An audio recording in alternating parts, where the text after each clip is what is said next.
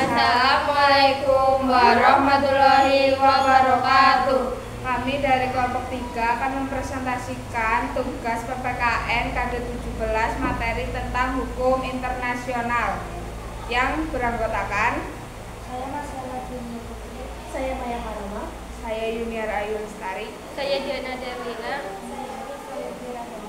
saya Siti Nur Alifa.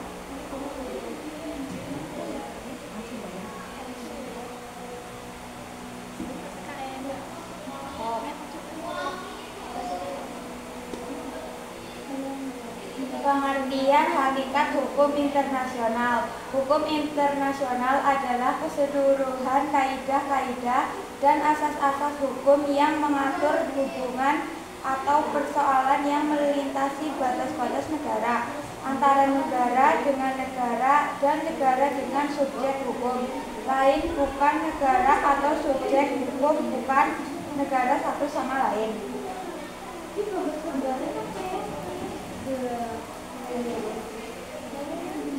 Asas-asas hukum internasional. Asas utama yang harus ditegaskan dalam praktek hukum internasional sesuai dengan resolusi Majelis Umum PBB nomor 2625. Asas-asas tersebut adalah: satu, setiap negara tidak melakukan tindakan berupa ancaman agresi terhadap keuntungan terhadap wilayah dan kemerdekaan negara lain. Dua, setiap negara harus menyelesaikan masalah-masalah internasional dengan cara damai. Tiga, tidak melakukan intervensi terhadap urusan dari negara lain.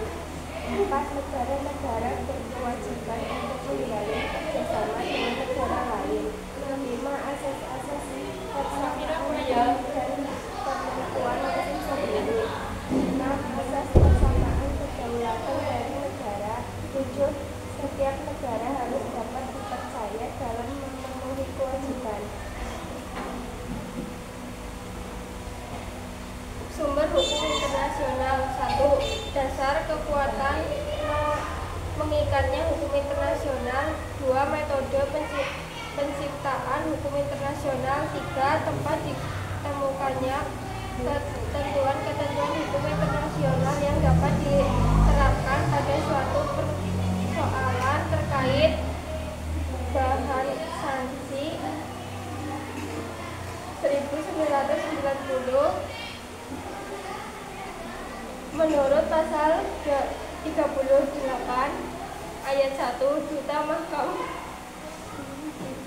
Duta Mahkamah Internasional, sumber-sumber hukum internasional yang dipakai oleh mahkamah dalam mengadili perkara adalah: 1. Perjanjian internasional. 2. Kebiasaan internasional. 3. Prinsip-prinsip hukum umum. 4. Keputusan pengadilan.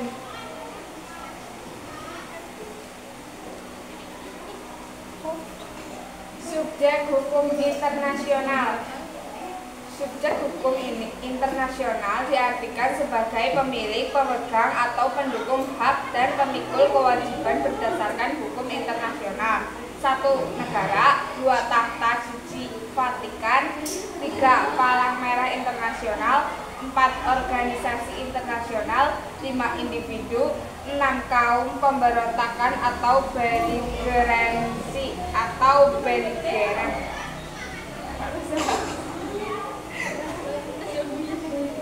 7. Perusahaan multinasional.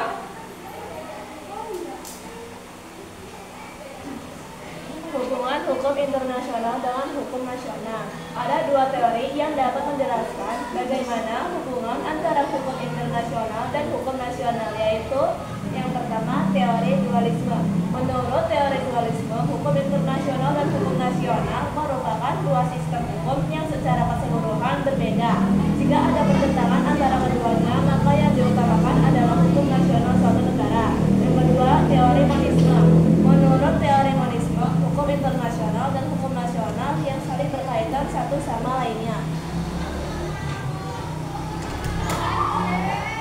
Sistem peradilan internasional.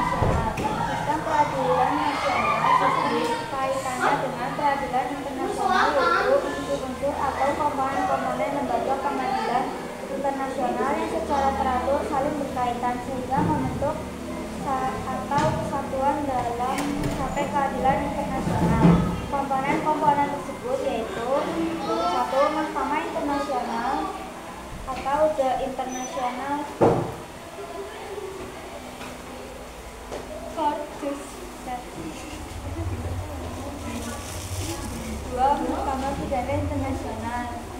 3. Panel khusus dan spesial pidana internasional. 4. Mahkamah Internasional.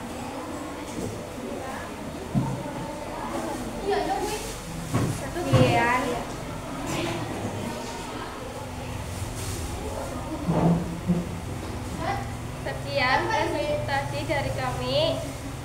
Wassalamualaikum warahmatullahi wabarakatuh.